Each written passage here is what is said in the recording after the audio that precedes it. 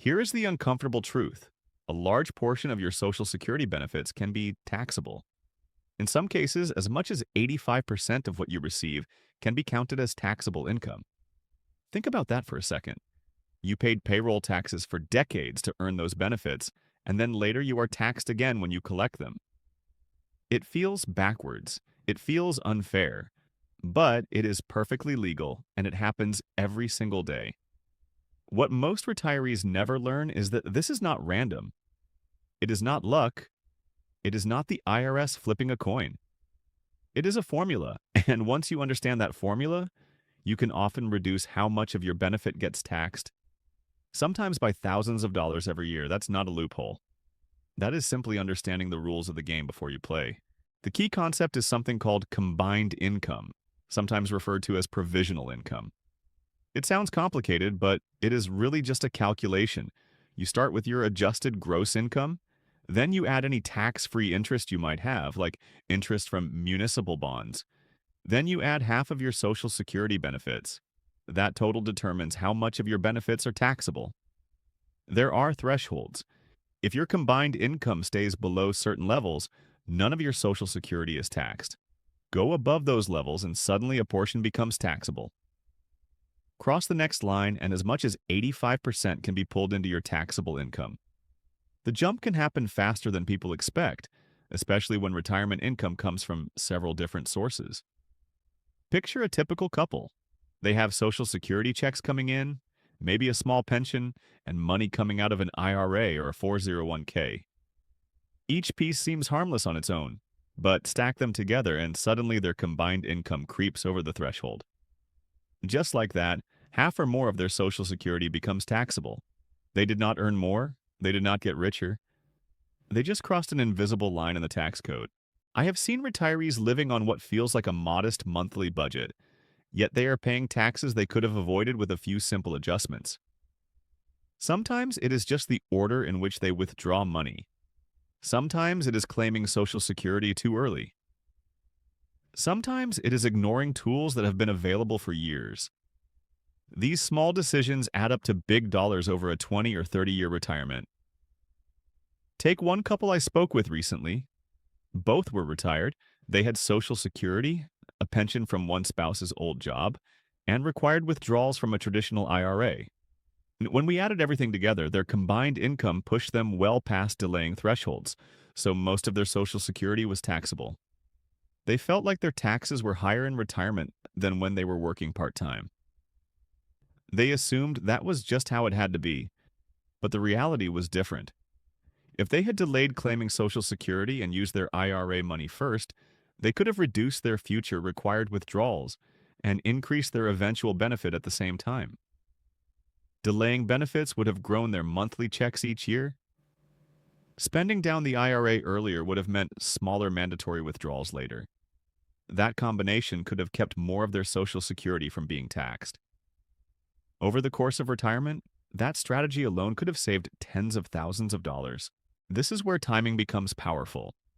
Many people rush to claim Social Security as soon as they are eligible because they worry the system might change, or they just want the income right away. But claiming early locks in a smaller benefit for life and starts those tax calculations sooner. Waiting can increase your benefit significantly and give you several extra years to manage your other accounts in a more tax-efficient way. Another tool that is incredibly useful is the Roth account. Money in a Roth is taxed up front, but withdrawals later are tax-free. Even more important, those withdrawals usually do not count toward your provisional income. That means you can take money out without pushing more of your Social Security into the taxable zone. For someone trying to stay under those thresholds, that flexibility is priceless. This is why Roth conversions can make so much sense during lower income years. Imagine you retire in your early 60s but do not plan to claim Social Security until later. Your income might be relatively low for a few years. That can be the perfect window to move money from a traditional IRA into a Roth. You pay some tax now at a lower rate, but later you have tax-free money that does not trigger more taxes on your benefits. You are essentially choosing to pay taxes on your terms, not the government's. I remember talking with a couple who were nervous about paying taxes on a conversion. They hated the idea of writing a check to the IRS. But when we ran the numbers, it became clear that paying a smaller bill now would prevent much larger bills later. By gradually converting portions of their savings, they reduced their future required withdrawals and kept more of their Social Security protected from taxation.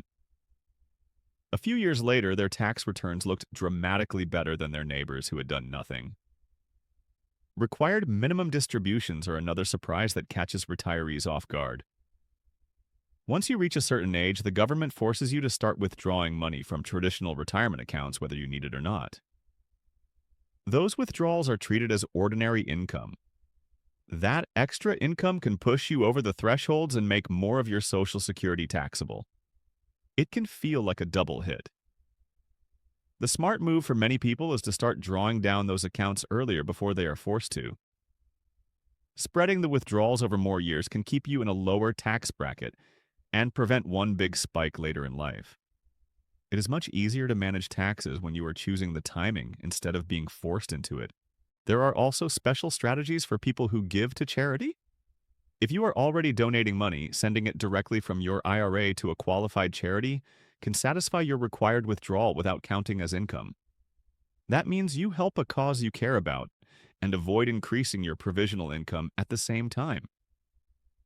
It is a simple change in mechanics that can save real money. State taxes add another layer to consider. Some states do not tax Social Security benefits at all, while others do once your income reaches certain levels. If you are already thinking about relocating in retirement, the tax treatment of benefits might be worth looking at. The difference over many years can be substantial. It is not the only factor to consider, but it should be part of the conversation. Working in retirement can also affect the picture. If you are collecting benefits while still earning a paycheck, your combined income can rise quickly. That often leads to a higher percentage of your benefits being taxable. For some people, delaying benefits until they fully stop working can make more financial sense than juggling both at once. Married couples have additional planning opportunities as well. Coordinating when each spouse claims benefits can influence both lifetime income and taxes. Sometimes one spouse delays while the other claims earlier, balancing current cash flow with long-term growth. These decisions are not just about the size of the check. They are about how those checks interact with the tax system. At the end of the day, this is not about chasing complicated loopholes or playing games with the tax code. It is about being intentional. The government has laid out the rules very clearly, even if they are buried in fine print. If you do nothing, you will probably pay more than necessary. If you plan ahead, you can often keep more of what you earned. Retirement should be about freedom, not confusion and surprise tax bills. Every dollar you save in taxes is a dollar you can spend on travel, family, hobbies, or simply peace of mind. You worked too hard for too long to give it away unnecessarily. So take the time to understand how your benefits are taxed. Learn how your withdrawals interact with each other. Think about timing. Consider Roth strategies. Look at required distributions before they hit. Ask better questions. Because when it comes to Social Security taxation, knowledge really is money, and the people who understand the system are the ones who get to keep more of what is rightfully theirs.